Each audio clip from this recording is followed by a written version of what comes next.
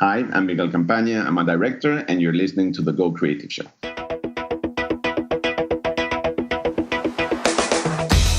Hey everyone, my name is Ben Consoli. I am a director and owner of BC Media Productions, and this is the Go Creative Show, the show dedicated to creative professionals in the video production and filmmaking industries. Today we welcome commercial director Miguel Campaña on the show to discuss his career directing big-budget, major brand commercials for ad agencies. The Go Creative Show is supported by Rule Boston Camera, Buy Rent Create at Rule.com, Hedge.video, the fastest way to back up media, Shutterstock.com, Magnanimous Rentals, and PremiumBeat.com. Premium, royalty-free music and sound.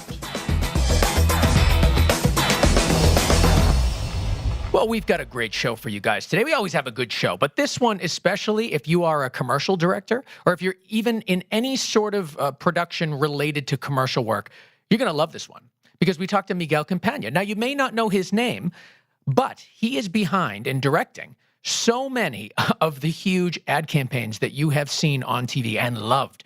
You look at his portfolio and it really is incredible. Now, the great thing is that Miguel is super honest with us. So we talk about all the stuff that a lot of people sometimes don't want to talk about when they come on Go Creative Show. We talk about like ad agency relationship, the way he conducts himself on set, who actually is the client when you're doing commercial work. You may be surprised who the real client is. And we also talk about things like how to create better director's treatments. Those are the things that actually get you the jobs. And he shares so many tips on how to create better director's treatments, get more clients, when to become represented by an agency, and there's just so much more. But before we get there, I want to talk about our brand new sponsor, brand new, Magnanimous Rentals over at magrents.com. They're a rental house based in Chicago, but they ship anywhere in the country, which is great for those of you that don't live in Chicago. I have used them before. A couple of years ago, I was there doing a shoot. I rented from Magnanimous, and it was an awesome experience. But honestly, time just kind of went by, a couple of years, and all of a sudden I get an email from them saying that they want to support the Go Creative Show. Now, for me, this relationship between us and the sponsors is really important. I want to make sure they believe in what we're doing here. I want to make sure that they respect our audience, and I want to make sure that I really like what they're doing. I don't want to talk about things that I don't feel passionate about and don't believe, which is why we've had the same sponsors for years now. We don't just have a rotating, class of sponsors coming in and out. That's not what I like to do. I like to build relationships and keep them. And it's important for me to believe in what our sponsors are doing. And that is the case with Magnanimous Rentals. So you go to magrents.com, magrents.com, and check out their huge inventory. They've got a really wide selection of great inventory there. They also have, for some of their products, some videos that explain how to use the product. So there's a lot of information there. But really, it comes down to price. And their rental rates can't be beat. First of all, they've got already great low prices. However, they have these things called flash discounts. So when you're browsing their website and you see a price that's in red, take advantage, because that red price means that it's discounted heavily, sometimes even 50%.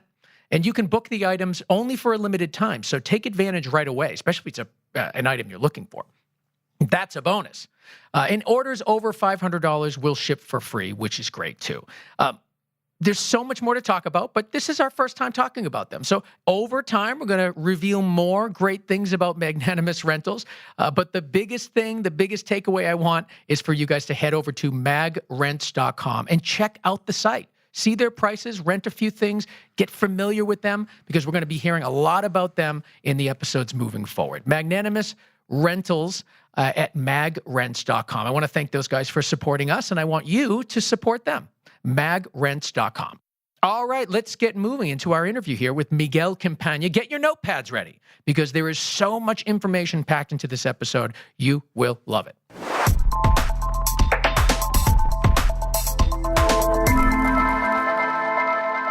So I'm here with director Miguel Campaña. He does amazing, fantastic commercial work and a whole lot more. I'm going to be talking about really everything you want to know about advertising and the relationship between directors and their counterparts on the ad agency side. And I'm so excited to have you here, Miguel. Your work is fantastic, and thanks for being on.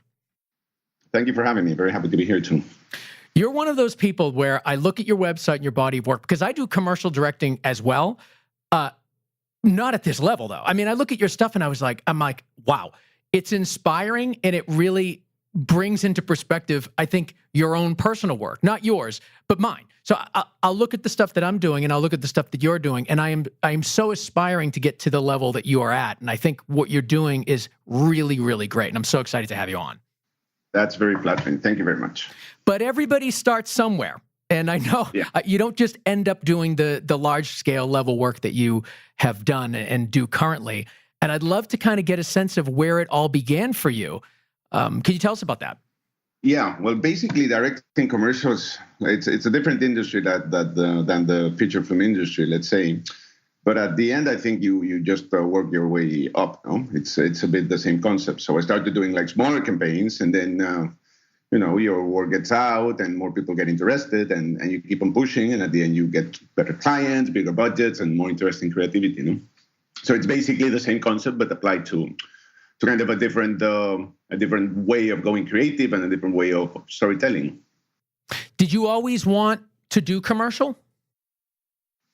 Not really, but I was always interested in it. I studied film school in Madrid, and I started doing commercials a bit out of luck, meaning that I did a short film, some producer liked it, and then I started doing commercials. And it's a different world than feature films, not something that I thought I would work in. But once you get into once you find the right angle to go through it, to tackle it, to find the right creative collaboration between the agencies, between the client, it's a very challenging job, let's say, because you have storytelling, but you have only 30 seconds, you have to be spot on, you have a lot of people judging your job.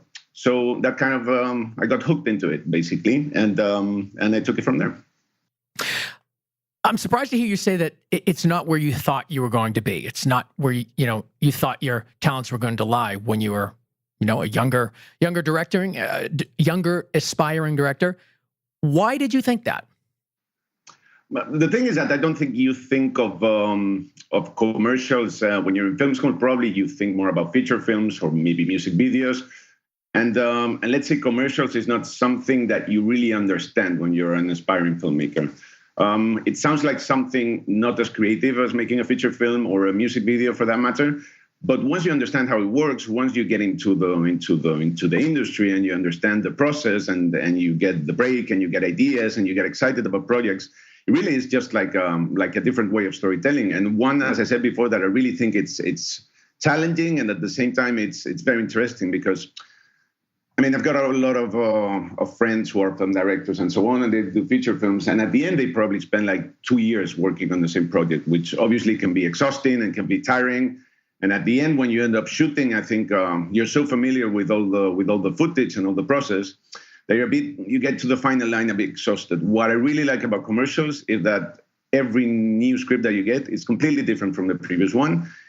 It's very compressed, so you really have to think fast. You have to have your skills. You have to be ready for whatever the script is about, and that is something that I find really interesting in terms of the craft of directing. It really pushes you every time you get a new script.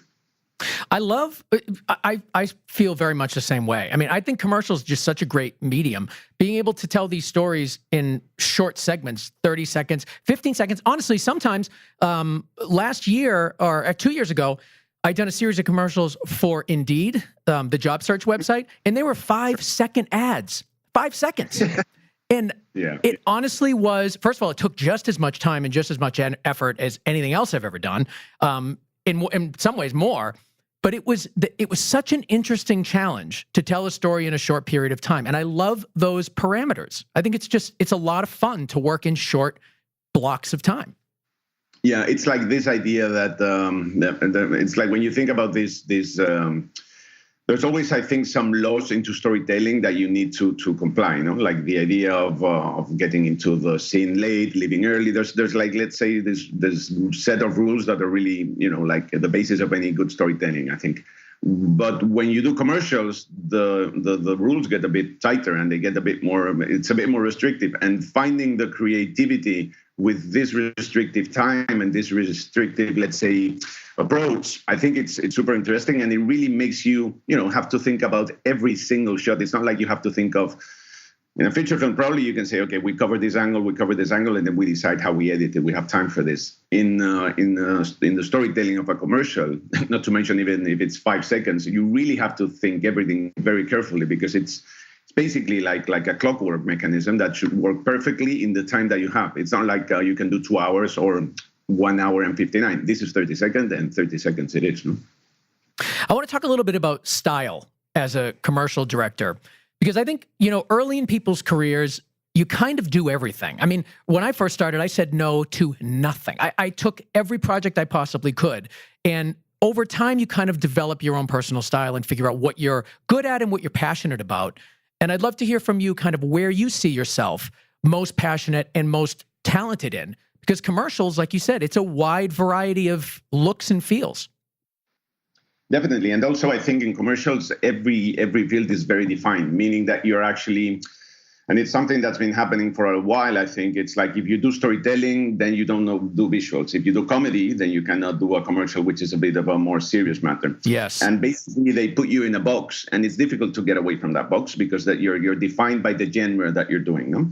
Which for me, it's kind of frustrating and disappointing, because you're a director. You're not a comedy director or a visual director. You should really be able to, to work in different areas and different genres. And I think that's precisely, as I said before, what's interesting about commercials, that every new script is a new opportunity to try something new and to explore new ways of storytelling. Me, I'm comfortable with storytelling. I think it's what I do best, which of course doesn't mean that you don't look for the best visual impact in every commercial, or you look for the best art direction. But I think storytelling is what I really like, what I do best. And it's also related, I think, with my background coming from film school. There are some commercial directors that come from a photography background, let's say, or they used to be DPs, or maybe they come from the creative side of the agency. These guys are really strong in the ideas, in the creative side of, let's say, of crafting the script, but then the delivery can be a bit weaker. What I really like is the opposite. It's having like a script and then working with the creative team to tell the story in the most exciting and the most entertaining way. I think one of the challenges that we have also as storytellers in the commercial world is that when you watch a movie, you actually watch a movie. So you sit down, you get your popcorn, you're giving an opportunity to the storyteller there, and you're set for watching a movie. When you're watching a commercial, basically it's something that, you're changing channels, or you get up to get a new bag of popcorn because you're watching a game, and this is just, like the commercials in the middle of the second half. So you really, really need to catch the audience attention for those 30 seconds. And the whole challenge is to convince them to stay with you for those 30 seconds, because you've got something interesting to tell them. No? And that challenge is what I really like. And I think that normally comes from the storytelling side. Yeah, I think, when I look at your work, and I've seen quite a bit over the past couple of days while prepping for this interview, I think something interesting that you do is you're able to really give both comedic or direct comedic performances, but also kind of that touchy-feely, warm stuff too. I think it's hard for people to do both. And like you said earlier, people oftentimes get pigeonholed. And honestly, it was kind of refreshing to see on your production company's website, Landia, the company that reps you, they mentioned right up front in your bio that you're a full court player and you're able to do humor, beauty, visuals. I mean, that's something that a lot of people honestly kind of shy away from. You don't want, I think there's some school of thoughts that say, no, I don't want to be the jack of all trade. I want to be, and I should be for my career, to be the best at one particular genre. And I love the fact that you're proud of the fact that you can do many of these things. You do many of them very, very well, and it's right there on your page. As I said, I think it's something that if you're a director, you should be able to do that. It's a job that demands you to know all the part of the job, and you should know about photography, you should know about camera angles, you should know about storytelling. So I always push myself not to get into the comfortable place where basically you're the comedy director. So if it's two guys chatting and there's a nice gag and that's it, then they're going to call you for that, which is fine. I mean, I do that and I still do that. And I started doing more comedy than the visual side, to be honest. But then I think also having a career in commercials really demands for you to be constantly changing and constantly challenging yourself, because that way, is the only way that you really can have, on one side, like a long career, meaning that you can have, like different projects and different kinds of scripts and so on. But then also I think it's the way in which you really feel passion for your job too, because you're always, getting surprised with new concepts, new ideas. If you always do the same kind of commercial, which a lot of people do, and that's super respectful, I think I would at the end be a bit, like tired of doing everything the same every day, the same kind of things. No? So I think it's taking advantage of the medium and the way commercials are prepared to try very different stuff. No? One of the things we've learned on this show when interviewing people is that the director, the job of a director is so different across motion pictures versus television shows versus commercials. I'd love to get your opinion and your thoughts on what is your actual responsibility as a commercial director. Well, it depends very much on the project, and actually depends a lot on the market. Like my role, for example, shooting a campaign for the US, for example, is very different than when I shoot for France, for example. Let's start with the US, and then I can point out the differences, because I think I'm curious. That's interesting. Basically, I arrived to the project when the creative guys, who normally are very talented and very funny people, have been working on a project, let's say, for 3-4 months. They pitch a couple of ideas to the client, a couple in the best of the cases. A lot of times it's 100 ideas to the client. Yes. And basically, when they call me and other directors, and we pitch for the job and so on. Basically, when they call us, what they normally want is that we take the idea that they have and the script that they have until the finish line, to the finish line. For two reasons. One, because I think they've been so familiar with the material for so long that sometimes they feel like they need a bit of fresh air in the creative side. Someone that doesn't change the idea, but maybe tackles it in a different angle and pushes it a bit more and thinks more in visual terms. Basically, it's like it's more like a collaboration, let's say, and then you blend with the creative team, and together you kind of push the whole thing forward. However, what it's interesting and what I think it's different from feature films is that when directors in commercials work, it's a collaborative process, let's say. Like, for example, I do a casting, I like the actor, I propose the actor, and then I discuss it with the agency and the creatives. And we have a long discussion. We like this guy, do we like this other one? And even though I have a strong opinion, and this is the one I recommend, you're always in this environment which there's always like an open discussion, and it's always like, again, collaboration, I think is a very good word of the whole process. So basically you have people around you who have an opinion, strong opinion, because it's like it's their idea also, so you have to respect that. And it's this back and forth what really makes the good films. The best films I've always made in commercials is when I've had like a strong opinion creative team around me, because that way you can challenge each other, and you can, it's basically like a writer's room, I imagine, which you really push an idea, then the other guy comes with another idea. Why don't we shoot this here? Why don't we do this? I think this actor is better than the other one. And at the end, together is when you really get to a really nice result. However... Yes, go ahead. No, go. So in the States, basically, what happens is that once the commercial is shot, my job's done, meaning that they do the edit. So I'm not really even involved in the edit. That's what I was going to ask, because early in my career, I was doing everything. I was coming up with the ideas, shooting it, editing, doing everything. And sort of the larger my company got and the more clients I got, I strangely started to do less. And when I first started to get my large brand name commercials, it was shocking at first that I wasn't involved in the edit. It really was. It was hard to let go of that. It honestly was. For me, it's still hard, to be honest. But it's just the way the industry works in the States. It's really like that. For me, it's really... Sometimes it's a bit frustrating, because basically it's not only that you get out of the way and you leave them with all the mess, so to speak, but it's also that as a director that you shot that particular shot with that angle because you wanted to cut to this other particular angle, and that's going to work only if you cut it that way. If you cut it some other way, that's really not going to work, or it's not going to work how it's supposed to work. Yeah. Going back to this idea of having commercials thought of like a very precise mechanism in which everything has to be very measured, no?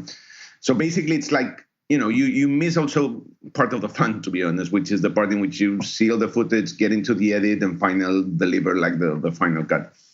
The good part of this is that American creatives are very used to editing, which is nice, because sometimes they do surprise you with an edit that you didn't think of. And even though I'm not editing myself with them, I am quite involved in the process, meaning that they will send me cuts, I will give my feedback, I will talk with the editor. So it's not like hands-on job, but I always try to still be part of that process, because I think personally, I think that the job is done when the film is on air. So you should really be like part of all that process. Yeah.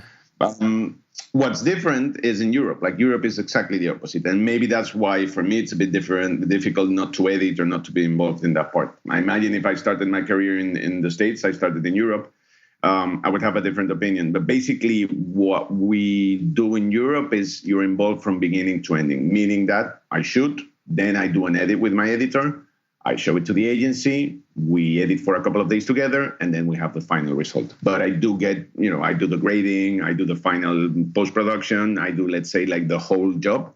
And what I deliver, it's like the final polished job, no? Which is, I really don't understand why there's that change, but apparently it's something that's been going on for ages, no? I never heard of that. I didn't know that it was different in Europe, the relationship that a director has with their commercial versus here.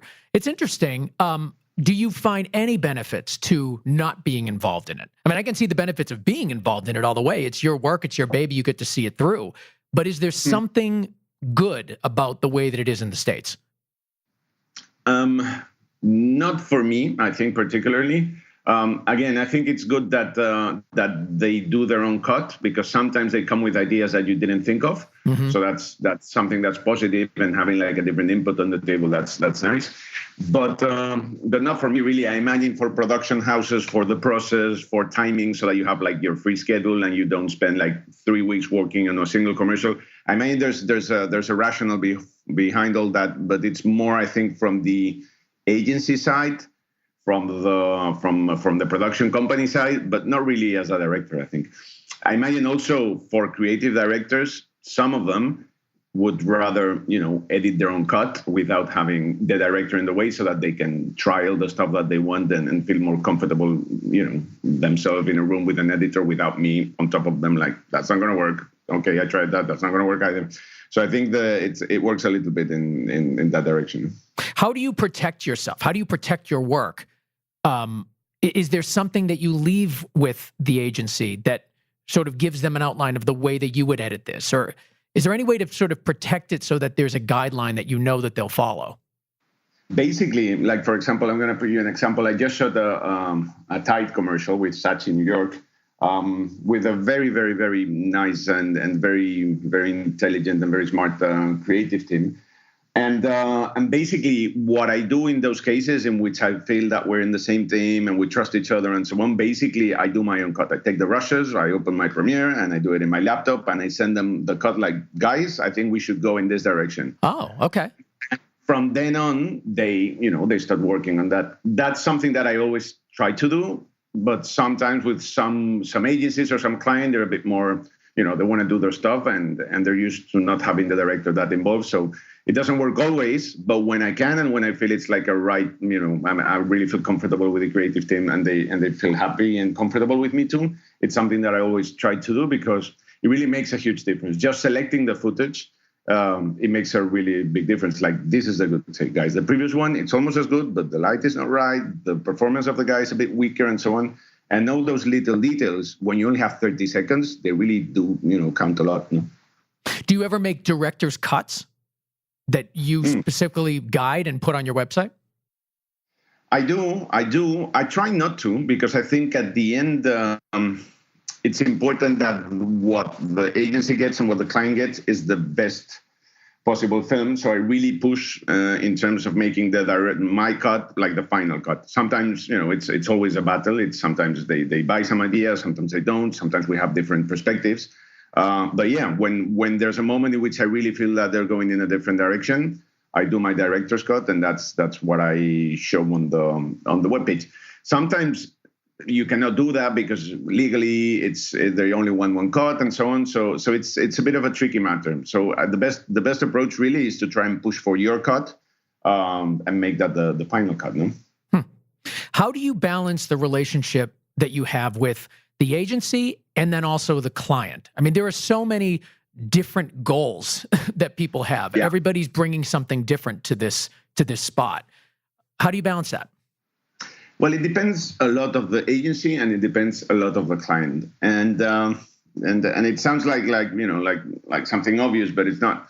Like there are very different kind of agencies. There are agencies who are used to working like with very big clients, and basically what they want is to have very nice work, obviously, but they also want to have a work with which the client is happy and they have like a strong relationship, maybe that started decades ago. And basically the way they work is they know their client very much, and you have to be a bit careful not to push the client because they do know the client better than you. And that's sometimes it's a bit frustrating, but then when you see the end result, you kind of feel that it makes sense because there's like a corporate image of the client that it's been going on for a long time.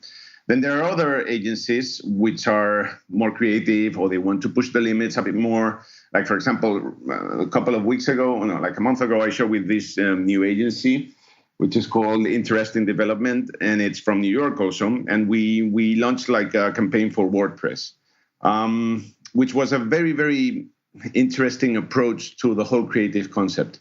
It's a small agency, but a very ambitious one, and they have like these really cool clients.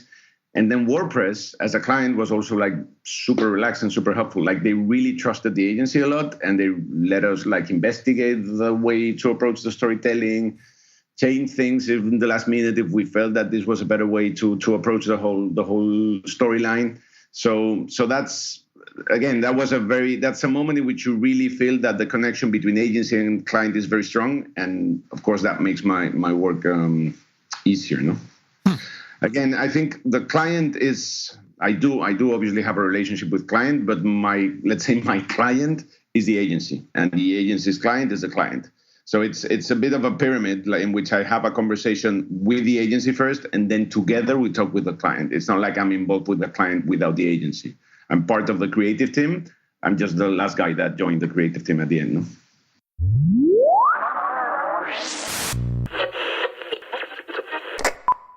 We've got some news from Hedge. Hedge, of course, is the backup software for filmmakers that we talk about all the time, and I use all the time. It allows you to import multiple sources and send it to multiple destinations at the same time. And they just released a new version, 19.1, and with it has a new feature called queuing that gives you 2 new ways to control if and when the transfers will run together. So you've got single source and single transfer. Now, there's too much to talk about for this one ad, so I'm only going to focus on single source. But imagine this. You've got 3 media cards to back up, and only one of them really matters because you got to get that card back to your camera operator as soon as possible. So it doesn't matter if the total time of the offload will go up a little bit because only one source needs to be done ASAP. So single source allows you to do that. You can prioritize which source is done first. So the first in is the first out. It gives you that flexibility. Now, this is a huge, huge feature for those of you that have those specific needs. But if you don't, Hedge is still the right software for you. Believe me, I'm using it all the time. And the best thing to do is head over to hedge.video/Go Creative Show, learn about the app, learn about all the new features. And by going to that website at the hedge.video/Go Creative Show, you get a 20% off discount of the full license. That's super easy, right? So head over there, hedge.video/Go Creative Show, and check it out for yourself. I want to talk about Rule Boston Camera. Rule, of course, is the place to go to purchase and rent all of your production equipment. They're located here in Boston. They've got a gigantic inventory of equipment. Of course, they've been around for over 30 years, so why wouldn't they? But here's the thing. They've got everything you're looking for: cameras, audio, lighting, grip gear, communications, camera dynamics, a giant selection of lenses, every camera you can imagine. And the most important thing is they've got your back. And what do I mean by that? Well, they make sure that before you step out of that place with your equipment, you understand how to use it. And that's important because you're renting, so you may not really know how to use it as well as something you own. and they're going to make sure that you have full control over that piece of equipment. They're going to support you before you leave. They're going to support you while you're on set. They're going to support you the next time you rent. They are truly dedicated to make sure that your relationship with them is a partnership, and they are there to help. That's why we love those guys. So head over there and check them out. Rule.com, RULE.com.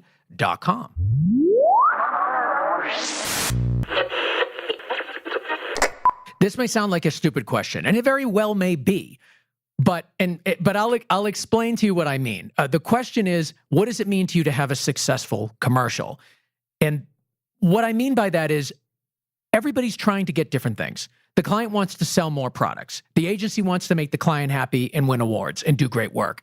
You, I'm assuming, want to tell great stories and have it look beautiful too. There's so many different goals. How do you measure success in a commercial?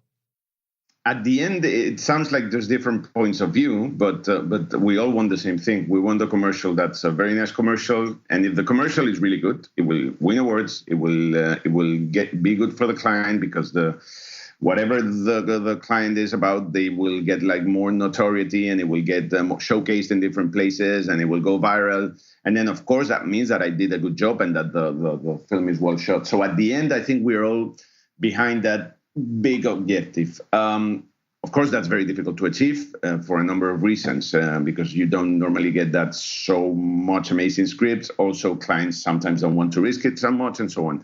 From my point of view, what I consider like a good commercial from my side is something that I really feel that when I show it to someone, they really get attracted to the story. Like they really don't feel it just as a commercial, like, they're selling me a car or they're selling me a Coke. And they really feel that there's a nice storytelling behind it, and it's almost like a quick 30-second story that people want to share and people want to socialize about and they want to chat about, and that's when you really feel that you did a good job, because it's like a mini hit just in this particular side of the let's say of the film business. Have you ever been involved in a project that you had to do something differently? You had to change the way that you would approach it because even though it would be visually interesting, even though the story may be great, it doesn't necessarily sell the product the right way. Not really sell the product, but because that's part of the, let's say, the agency side. But I've been involved in projects in which, working with agencies, we discovered that the main idea that they had and that they were sharing really wasn't working in favor of the client. And again, when you get in that situation, it's a tricky spot, because again, they've been working like 3 months in this concept, and suddenly we start working on the project, we start making things real, and suddenly we understand that maybe if we do this, instead of making it more dramatic, if we make it a bit more humorous, it's going to be the same concept, but it's going to be way stronger. So those are the moments in which I think the input of a director is really appreciated from the client side and also from the creative side, because it's like a new voice that appears in the final moment of really making, going to action and really making things, real. So that's the moment in which you can jump in and you're like a fresh voice. So you can say, guys, what you have is super powerful, but have we thought about doing it this way? Why don't we do it this way? And that's exactly why they need a director, I think, because it's like a new approach to one idea that all of them have been working for a long time. And yeah, I've had those situations in which suddenly it's like you really, you talk with the agency, you agree with them, and then you go to a client and you just kind of pitch them the same idea, but from a different angle. Sometimes it's good, sometimes it's a disaster, but you have to try. No? Commercials can certainly cause controversy. We see it every year. More recently, the Kendall Jenner Pepsi ad that really didn't land right. It was very tone deaf. Gillette's We Believe campaign was very controversial as well. Do you ever worry about that with the work that you're doing? Do you consider the potential backlash when you're deciding which projects you're going to accept? Not really. I think you have to be conscious about it, but I think at the end, like, for example, for me, the Gillette commercial is amazing. Like the fact that a client has, like the guts to do that, and they really go through the whole production, and they say like, okay, we're making a statement about our brand, And I imagine in that meeting, I can imagine that PPM where everyone gets together and it's like, okay, guys, we're going to do this. This is the last moment to chicken out. And they finally go for it. I think it's one of the rare occasions in the commercial world in which you have the opportunity to shoot something that really has like a value behind it. No, it's not just nice storytelling. It's not just entertaining the audience. It's making a point. And I loved it because of that, because it's a brand, that it's a big brand, it's a multinational brand, and they really are, putting their name on the line and pushing for that. It's strange to be in one of those situations. I mean, it's not something that's common, because normally, as I said, everything is thought of for a long time and so on. So it's normally you don't have any commercial in which you can have like a backlash or something similar. But when you do, I think it's just, if you believe in the cause and you think it's something that you would like to see, I think that's the way forward. No, I think in those kind of occasions, the director is not that much. If there's backlash, it won't be related to the director. It's always the client that signs the thing at the end with their name. The ones that might get some problems. The director is basically someone that is executing something, but he's there, at the end, it's not my name that signs the thing. It's not a Miguel Campaña commercial, it's a Gillette commercial. And I think that's a big difference for them. No? Have you ever turned down a project because it didn't match your values, your personal values? Many, many times that Really? I've done. There are some commercials, depending on, and some are like good reasons, and other are a bit more random reasons. But for example, I've got approached by political parties at some point, like, we have this campaign, and it's like, I'm not doing this, guys. Thank you very much, but it's not my thing. And basically there's stuff that I really don't want to get involved in. And again, I think doing commercials, it's not like doing a feature film, meaning that especially if you're a writer, director in feature films, you really want to make your point and you want to transmit the message. I think it's doing commercials is a bit more about the craft of the storytelling and about the craft of filmmaking. But yeah, there's a limit and there's a point in which it's like, I'm not going to feel comfortable shooting this. And then I think commercials are a tool to convince people about things, to move people, like feature films. You want to make people laugh, and you want to move people, and you want to make them smile or cry, or you really want to get an emotional reaction for what you're doing, even if it's a commercial. So at the end, you have to be comfortable with the message that's behind what you're shooting. No, if not, I think it's basically pushing it too much, and I don't think I will be comfortable with that. It sounds like you feel a sense of responsibility when you're making these. Yeah, because there is a responsibility. It's not like the biggest responsibility in the world, but there is a responsibility. And in the part it's like, in your area, I think you should be responsible. I think storytelling is especially when it gets like broadcasted in national television, there's a responsibility to it. You're delivering a message, you're putting something out there, and you have to be comfortable with what you're putting out there. No, sometimes you'll be happier with the message that's out there. Sometimes it's not something that you're particularly worried about, but you do like a professional job. But then when it gets into complicated territory and something that you don't feel happy with, I think the best way is to say thanks and move on to another thing.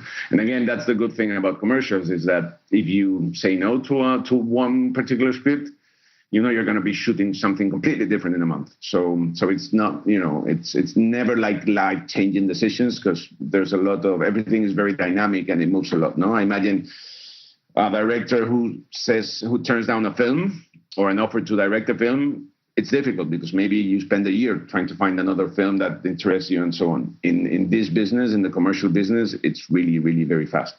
I think the first time I really understood that was I was asked to, I did a couple of like little videos for some political campaigns, and I was asked to do a video for Mitt Romney's campaign. And I did it because it was good money, and the people were really, really nice. And it was, a lot earlier in my career, and it was great. I mean, we had a really good relationship. They had asked if I wanted to join the campaign as like a producer. And that's when I kind of realized that like, I felt strange about working on a campaign for someone I wasn't going to vote for. Just like kind of all really, the politics aside, I just, at that moment, that person was not someone that I was supporting at the time. And it just didn't feel right to work on something that I wasn't supporting. I felt stronger about it in the political realm because I kind of felt like the work that we do is going to influence something that makes a difference. It's not just selling a product that people buy. It just felt more impactful.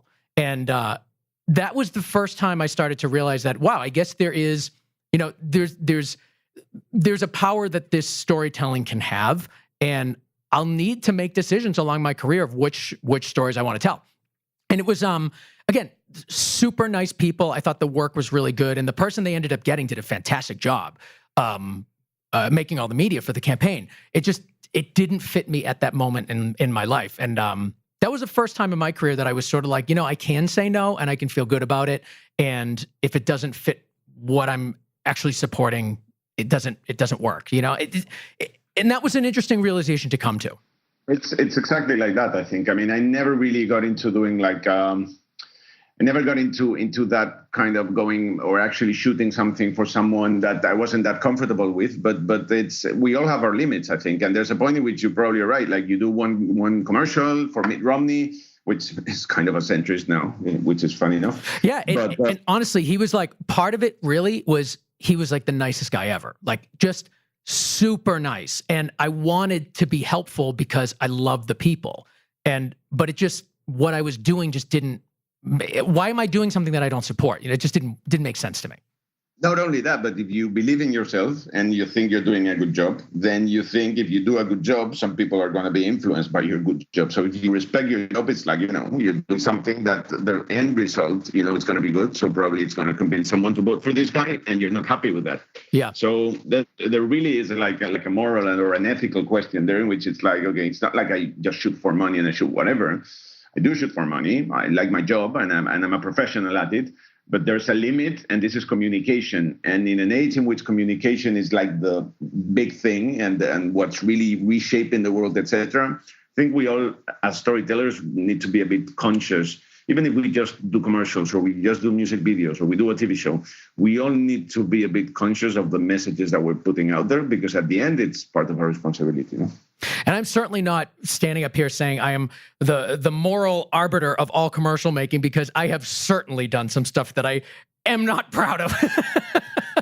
And that isn't certainly not the best craft in the world. I have done plenty of, quote, just for the money jobs. Me too, obviously. Yeah. Yeah, tell me about it. But there's a limit. That's what I think. Like, you have to establish your limit. And if the limit is like, okay, I'm not going to be a producer in a national campaign for this guy, then that's quite a reasonable limit, I think. No, I mean, I think you need to establish, like, this is the place where I feel comfortable and it's fine, and I'm doing this professional job. And obviously, some of them are doing it because I've shot plenty of commercials pro bono because I like the cause or because I like the idea or whatever. But I've also shot a lot of them because the pay is good and it's a nice story and it's fine. But the limit is wherever you want to put the limit. No, I think it's good to have limits and not shoot whatever. No? Definitely. All right. So I want to take a moment and talk about getting new clients. How do you go about finding new clients? And I'd love to learn more about this, the process of creating director's treatments, because I'm sure that there are times when you're selected because they just want you. But I'm guessing there's also a lot of times when they're looking for all sorts of directors and they're trying to see whose vision fits their goals. Can you kind of walk us through that process of how you find and work with new clients? Yeah, basically a message for all aspiring directors of commercials is that it's never easy. It's always hard, and the competition to get a commercial, it's quite difficult. Meaning, like, just to explain the whole process from the beginning.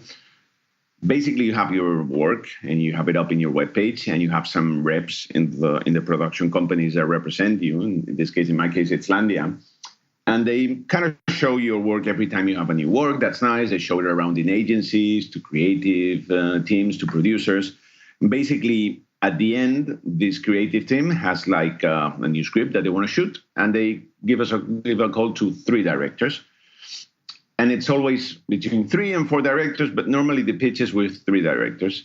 And you hear this a lot. You hear, and for those of you guys in this line of work, you know it, but for those that don't, oftentimes you'll hear like this project's going out for triple bid. And that's kind of what that means. It's 3 people, 3 different directors are presenting their ideas.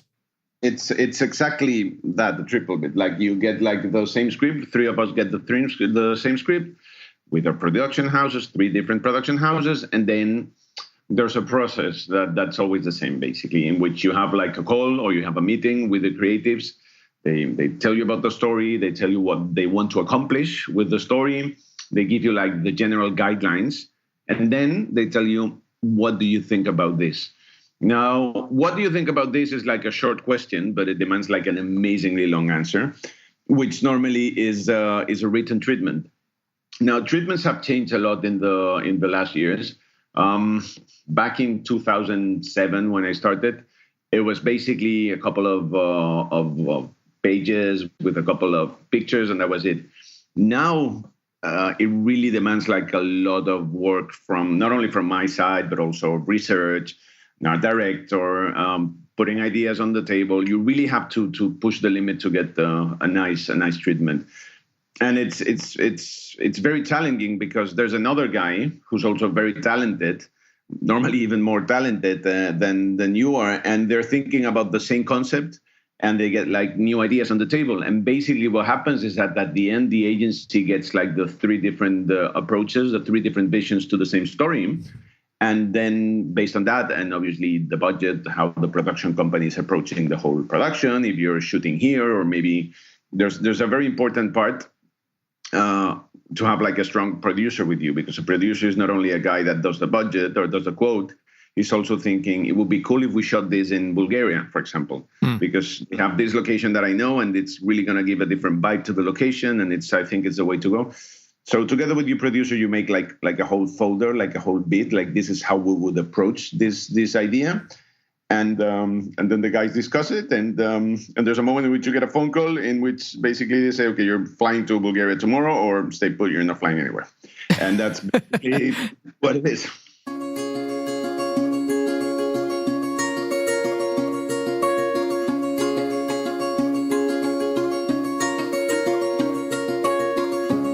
You are listening to the PremiumBeat.com Song of the Week.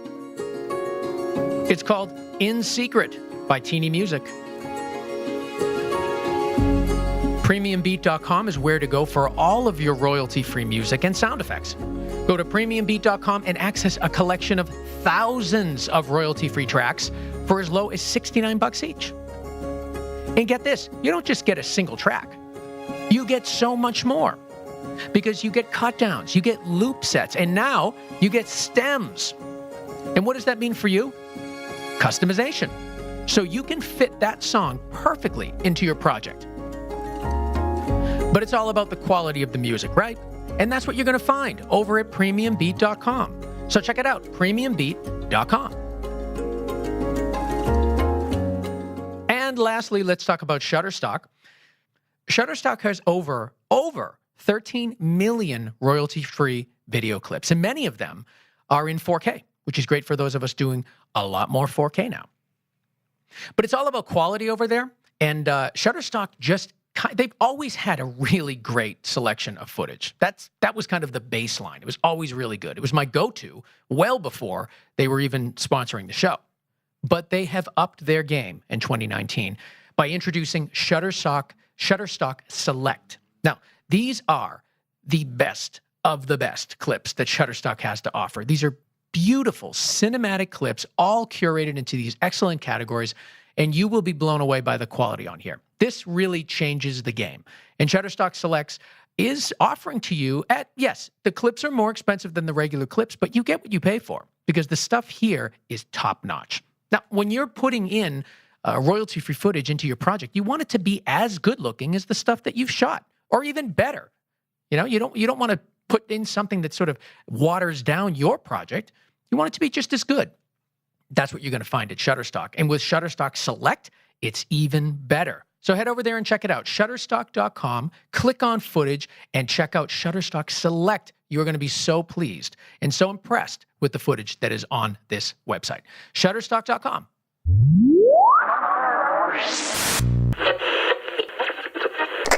Now, talk to me about your strategy when making these director's treatments, because I've seen many, like, across the board. Some of them are really simple with just a couple of images in it, and some even go so far as to, like, shoot almost, like, do kind of sample shooting of a couple of shots and have visual examples, and they really have spanned the gamut. And I'm curious what your strategy is.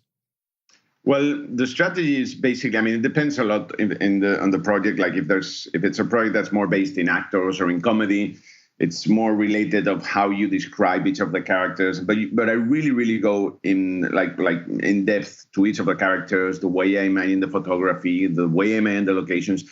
Like normally, and it's not like I'm the only one doing this, because I've seen also other colleagues, treatments and so on.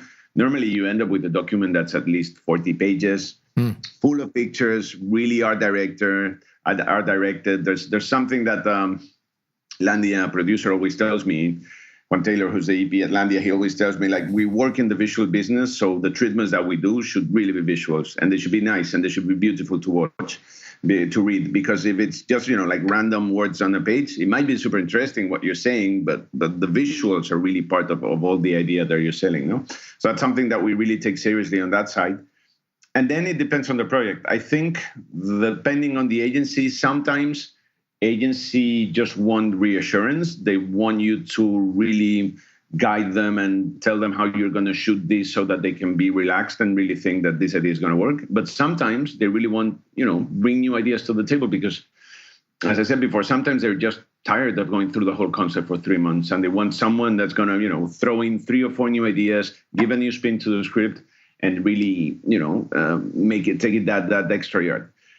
That is something that you sense on the call, but it's a gut feeling. Like, you never get that information. It's always like, do we think that this is a treatment in which we can risk it a little bit and really propose something that's a bit more crazy, or do we want to play it safe in this case? No. When you're in doubt, for me, it's better to risk it a little bit, because normally when you risk it, the film is going to be better. And if they don't like the ideas, at least for the next time, they're going to think, okay, these guys, they really get involved in the job, and they're not just saying the same things we said, but with different words. They really, thought about it and gave a new approach to the whole process, no? Yeah, I've been involved in these kind of triple bid opportunities before, and won some and lost some. And honestly, the ones that I've lost, looking back, are the treatments that have the least amount of detail, honestly. Like, when I compare the treatments that won and the treatments that lost, it just comes down to detail and how much time I spent on it. It really does. I'm always balancing, like, how much work, how much money, how much time can I spend on this, knowing that I might not get the job? And that's always a balance for me and my team. Do you feel the same? It's exactly like that. But at the end, it's like you should, because at the end it works like every time there's a triple bid. So at the end of the year, I think the numbers will be more or less the same. Then you have to go, if you get involved in one script and you really want to do it and so on, and you get into the call and you meet the agency and so on, you really have to give everything you have there, because it's the key moment of the script, of the whole process. Not only that, when you do get the job, then shooting is super easy, because thanks to all the job that you did, all the work that you did when you were preparing the treatment, like, you have a very, very clear vision of what you want. Everybody has a clear vision of what you want to do, and the more detailed, the better. I think which obviously sometimes it sucks, because basically you do like a very detailed job about what you want to do and how you see the film. And then another guy gets the job, and that's a film that nobody will ever see, no? And that, let's say, that effort is a bit worthless. But that's part of the job. I think endurance is like a very important part of being a director of commercials, because you face those situations every day, and that's part of the job. Like being, it's basically you put 3 guys together, and it's like, yeah, we like his ideas better, and that's something that you get every day of your life. So you really have to be like in a good place also. Let's say you really have to trust yourself, and not, because if you start doubting about yourself and so on, that's when things get a bit tricky, I think. Do you have any go-to resources when you're making your director's treatment to find inspiration, visuals, photography, other videos, any place that you kind of go to get inspiration?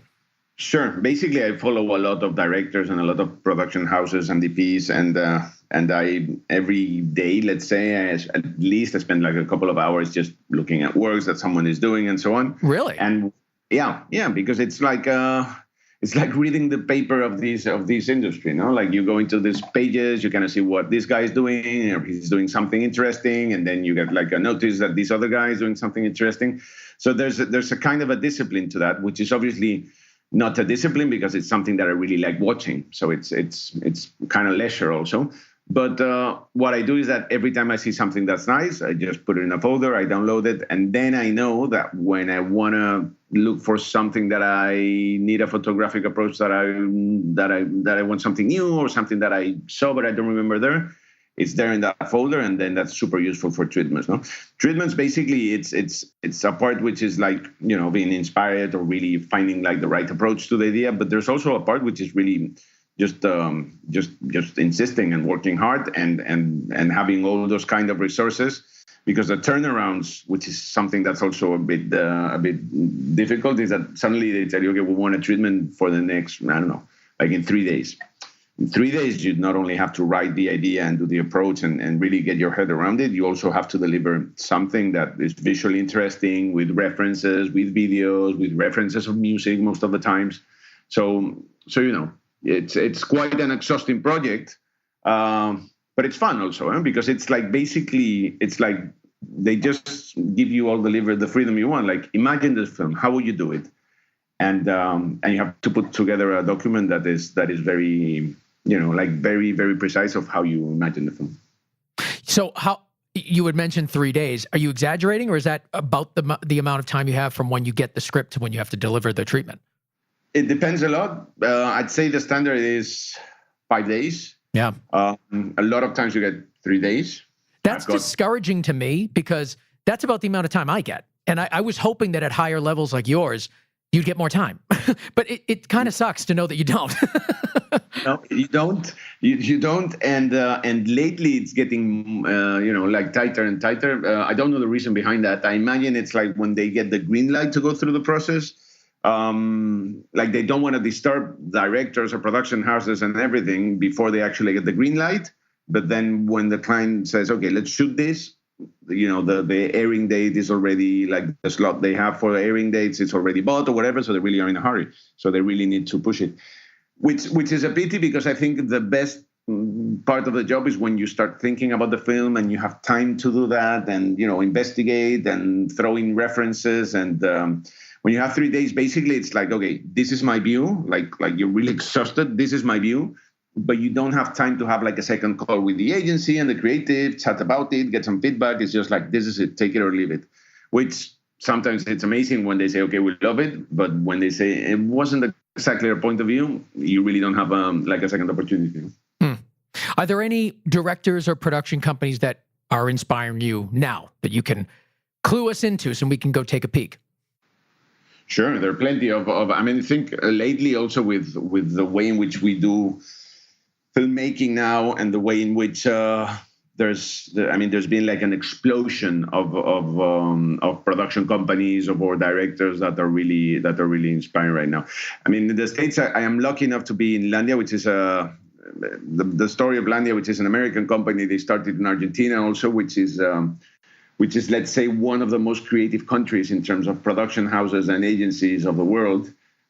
Which is something remarkable, because it's quite a small population, but the scripts that you get from there are really amazing always. Yeah. So that was something that when I signed with them, one of the reasons was because of the background of the directors, and Agustin Alberdi, who, for example, is part of Landia, or Andy Fogwill, are like two directors that I know personally, but before knowing them, I really admired their work. So when they approached me, it was like really a no-brainer to go with them because of that. No. Yeah, their directors are awesome. To be honest with you, I haven't heard of them until the request for you to be on the show came through, and I looked around and wow, what a great company, what a great roster of directors. You're among real good people. And I think that's something that you really, and again, thinking about how you relate with the work and so on, especially going back a little bit to treatments, it really depends a lot, I guess, on the production company that you work in. There are companies that are more guided only from the production side, and there are companies like Landia, which is also founded by directors. And I think that's a very big difference, because the way they approach treatments and so on, even the producers are a bit of a creative producer. It's not just like a guy putting together numbers. It's a guy that really throws ideas on the table and really wants to do a good job on the visuals, as I said before. So that really changes a lot the way you approach the work, no? So yeah, basically you want to go to places where the directors are also important, because you as a director feel a bit more covered with that, no? And you know that your colleagues at the same place, they can send you, like, for example, when I'm doing a treatment and I cannot find something, I write them a message, or they write me, can you think of a reference for this? Or did you see something amazing about this other thing? And that's a good way, because you have like different colleagues helping you out when you try to prepare treatments and so on. Yeah. And then the other kind of production companies that I think are good are in Scandinavian companies. Like Martin Werner is a director that I really respect a lot. Martin de Tura. There are a lot of directors that come from this Scandinavian kind of background, which is very different in terms of the storytelling that we do in the States or even in South America. But these guys have something very different. What were their names again? Martin Werner and Martin de Tura. They are, like, let's say, one of the top Scandinavian Danish directors. And they're people that are really like the kind of visual language that they have. It's something that's very different to, I think, what we do here or in the States, but it really adds like something different to the mix. And yeah, they're really good, and they're super awarded, because I think they have a very particular vision in a world like advertising, in which having like a personal vision is something very, very, very uncommon. So I think that helps. I'll find those guys and put them in the show notes, so all the listeners here can go and find them. What I think also it's interesting there is that I think depending on the country where you start working, your films are better or worse. And that's basically because as directors, we really rely on the agencies. Like, if you get a nice script from an agency and you shoot it properly, it's going to be a success. When you work in a country where the creativity is not particularly good, it's really difficult to have a good film. Even though you do an amazing job, it's tough because the idea that you're the starting idea of the whole thing is not really that different or that amazing. So what I think is that guys like I said, in Argentina, Icelandia, or these guys who come from Denmark, Norway, are two countries that, from the creative point of view, they're quite strong, and they have clients that have guts and they push it a little bit. So that really helps in the reels, because there's like a different kind of school in terms of directors, in terms of creativity, and it's something like very respected. No? MiguelCampaña.com is where to go to check out your work, and there is so much great work here. I mean, just the brands themselves is impressive, your portfolio here, but everything looks beautiful. You got a lot of humor in there. It's, like I said, it's inspiring. You will be one of those directors I look at and probably pull stills from when I do a director's treatment. I'm just telling you flat out. That's what I'm probably going to do. You are now on my list of inspiration, and should be for our entire audience as well. Feel free to take anything. So what is next for you? Any projects you're excited about that you can tell us about? Yeah, I'm super excited about a bit of a change from the advertising business. I'm doing a short film in 3 months, which is something that I've been trying to do for a long time, but until I got all the funding and so on. But now we got everything in place, and it's going to be awesome. I'm super happy about that. That's exciting. That's fantastic. It is, because I think there's a point in which when you only do advertising, you really need to, get like a fresh look at storytelling too. So now shooting like something that's 15 minutes long, it's going to, feel strange, but I hope it also, refreshes me a little bit also. I love it. MiguelCampaña.com. Now that am I right that that's the only way to find you? Did you lie to me when you said you have no social media presence? Do you just not want me to stalk you? Is that what it is? No. I really don't have any social media. I'm very scared of social media. I decided not to go that path. Yeah. So no, that's it. MiguelCampaña.com. That's enough of it. Exactly. There's an email there. There's an email there in case anyone wants to get in touch. So and I do answer email. There you go. I love the old school rationale there, and good for you. I wish I could be off of social media. Yeah, the cool thing now is not to have social media, I thought. No, so I'm going with the cool part. I think so. I'm not very cool, so I'm going to stick with it until it's really dead in the ground. Well, thank you so much for being on the Go Creative Show. Your work is wonderful, and we really appreciate your honesty and all the tips that you shared. Really great stuff. Miguel Campaña, thanks so much. My pleasure. Thank you so much.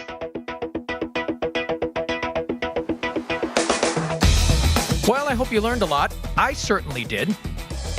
I really did. In fact, I'm going to change the way I do some of my director's treatments based on this interview. You think I'm doing this stuff just for you? No! I do these interviews for me too. I want to thank Miguel Campaña for coming on and sharing his wisdom and experience. Of course, I want to thank Matt Russell for sharing his wisdom and experience too, behind the scenes, because he's mixing and mastering and making the show sound so good. And here's the thing, you can hire him to do the same thing for you. But just don't take up too much of his time because I need him, people. I want to thank our sponsors, Hedge.video, Rule Boston Camera, Shutterstock, Premium Beat, and our new sponsor, Magnanimous Rentals. We love all these people and support those that support us so we can continue to be putting out these shows. Of course, you can tweet us at Go Creative Show. Let us know what you think of the show, and if you have any guest suggestions, you can tweet me at Ben Consoli. And basically just check out the website for all things Go Creative Show at gocreativeshow.com.